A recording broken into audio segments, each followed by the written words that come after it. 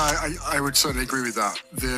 It's by no means a criticism of the UK, but certainly here, one of the big differences that all the British people that I speak to, they all say the same thing, which is in America, everyone wants to get behind you. A prince, a spotlight, a crowd filled with industry elites. You'd expect thunderous applause, maybe even a standing ovation. After all, this isn't just anyone. It's Prince Harry, a royal, a global name, a man whose every move once commanded headlines. But that's not what happened. To see me up here, perhaps wondering which of the plethora of issues consuming the world today that I'm going to talk about.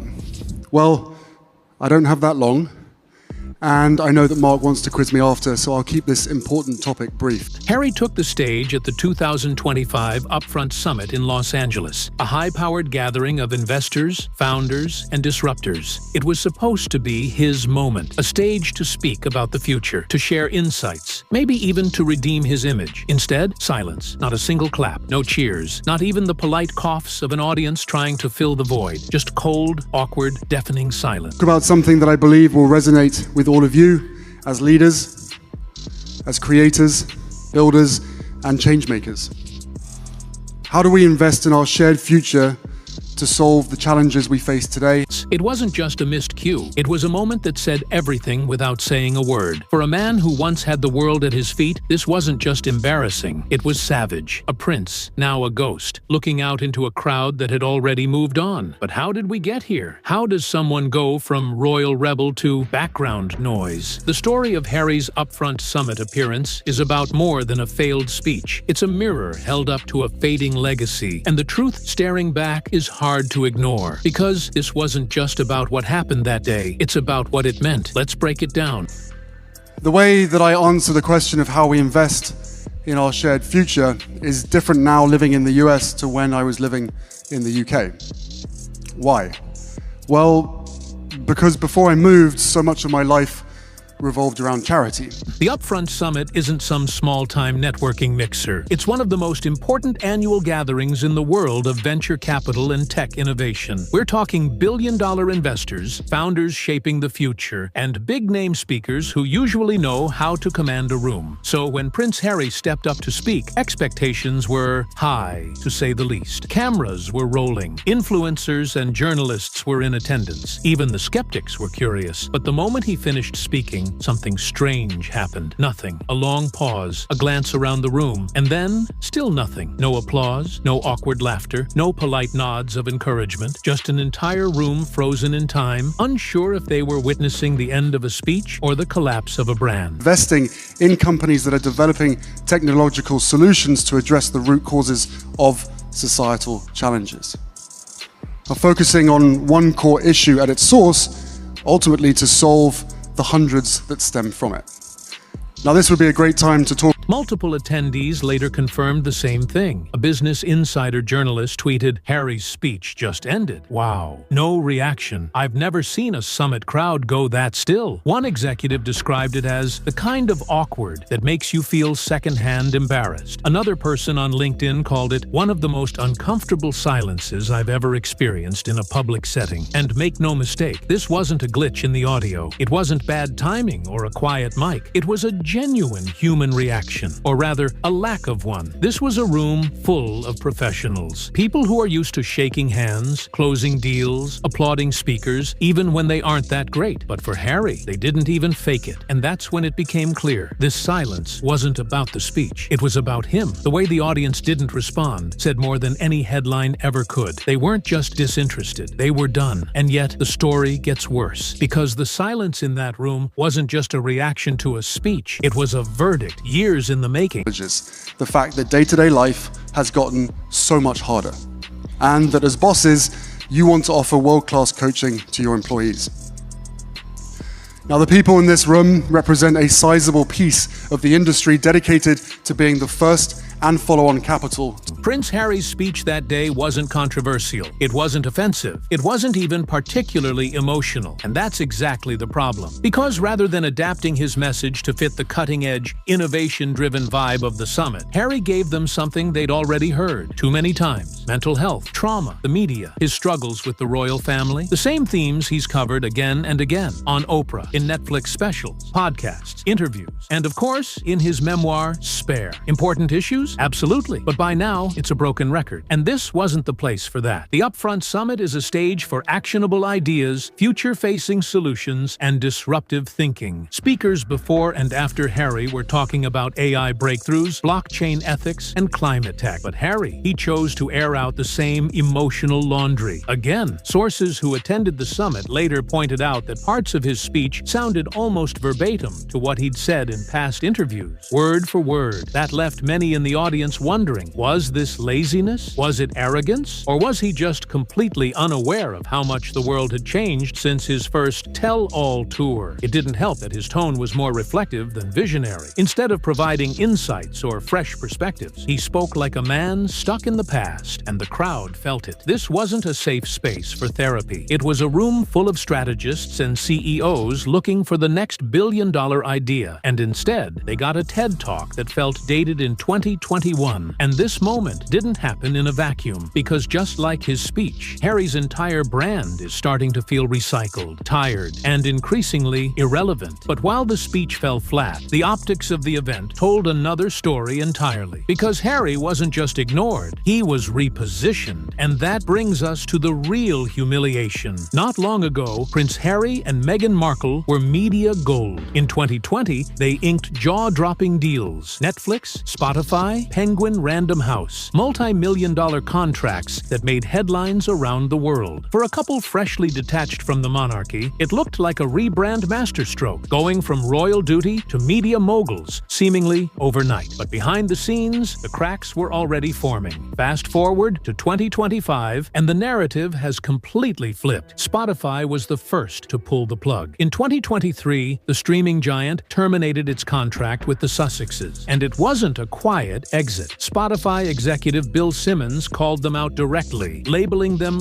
grifters in a now infamous podcast episode. That word stuck, and it echoed louder than any of Harry's interviews. Next came Netflix. Despite the buzz around their initial docuseries and Meghan's proposed animated show Pearl, the numbers didn't hold up. Internal sources claimed the viewership metrics were disappointing. Audiences tuned in for the drama, sure, but they didn't stick around for the message. When it came time to renew their deal, Netflix quietly passed. No drama, just gone. Even Penguin Random House, which had once bet big on Spare, is reportedly hesitant to fund a follow-up. Why? Because post-release sales dropped off fast. The shock value wore thin, and without fresh controversy, there's nothing left to sell. The commercial world has moved on, and it's not just the media, it's public perception. Brands don't want association with a narrative that's been rehashed till it faded. Sponsors aren't looking to risk on figures who disrespect audiences and invite online backlash. And corporate America? It's risk-averse. When a brand becomes a liability, it's cut loose. Harry's marketability has dropped fast. At this point, insiders say he still demands six-figure appearance fees, even for mid-tier panels or niche events. But when rooms fall silent and headlines disappear, who's still willing to pay? And all of this adds up to a savage reality. They're trying to cash in on a reputation that no longer exists. The Sussexes once had momentum, a sense of purpose. Now, they're just over-leveraged, outpaced, and increasingly unwanted. But if Harry thought he could still rely on royal prestige to carry him, the next section made that painfully clear. There's something unspoken in every event agenda. A quiet ranking system where your name falls on the schedule says everything about how the organizers view your relevance. And for Harry, the message couldn't have been louder. Unlike past speaking events where he was billed as a headliner, front and center with a splashy intro, at the Upfront Summit, Harry was discreetly slotted into a mid-tier wellness panel. No primetime spotlight, no packed auditorium, just a quiet block between a blockchain ethics debate and a climate tech pitch. Let that sink in. This was a man who once sat shoulder to shoulder with world leaders who commanded global press coverage with a single quote. Now, he was sharing stage time with junior entrepreneurs and low-profile moderators. He wasn't the attraction, he was the intermission. And that lineup wasn't just just a mistake. It was intentional. Other names on the summit roster included billionaire investor Mark Andreessen, actress-entrepreneur Jessica Alba, and a slew of Silicon Valley disruptors with multi-billion-dollar exits under their belts. People who weren't just famous, they were influential. Harry, on the other hand, felt out of place, like he'd wandered into the wrong conference room. Even the leaked internal agenda, published by a few attendees after the event, made things clear. Harry's name wasn't bolded, starred, or highlighted. No special photo, no press teaser, just another name buried in the middle of the day. This wasn't about humility or underplaying the moment. It was about a change in perception. He wasn't seen as a thought leader. He wasn't viewed as someone driving innovation or leading change. He was a relic of a media cycle long past, a speaker with no unique insights to offer, at an event built around forward momentum. And it showed. People weren't there for him. In fact, most didn't even seem to notice him on the schedule. And if they did, they didn't bother showing up. Because in high-stakes spaces like this, just being present isn't enough. If you're not essential, you're invisible. And in that moment, as he looked out into a half-listening audience, delivering reheated lines with rehearsed passion, it became painfully clear. He wasn't leading the conversation anymore. He wasn't even part of it. And what came next would only reinforce how far that spotlight had drifted. There was a time when Prince Harry's name alone could flood the news cycle. Entire articles, breaking alerts, social media explosions, all from a single quote, a single moment, a single photo. But not this time. After the Upfront Summit, the media's response was almost eerily quiet. No breathless tabloid headlines, no push notifications, no dramatic photoshopped covers, just silence. Even outlets that had once been reliable supporters, places like The Guardian, The Independent, and The Times, barely gave his appearance more than a sentence. One line, buried in a long article about other speakers, read, "Prince Harry also spoke briefly. Audience reaction was muted." That was it. TechCrunch, Bloomberg, CNBC, they were there, but they didn't mention Harry's speech at all. Instead, they focused on AI advancements, climate investment announcements, and the breakout founders stealing the spotlight. And it wasn't just the news media. Social media barely noticed. No hashtags trended, no viral moments emerged. And that silence is telling, because in today's hyper-reactive world, indifference is more savage than outrage. When people stop reacting altogether, it doesn't mean they forgive you. It means they've forgotten you. It's not that the media was being kind. They just weren't interested. Not even enough to spin it into scandal. Compare that to the Harry and Meghan of 2021 or 2022,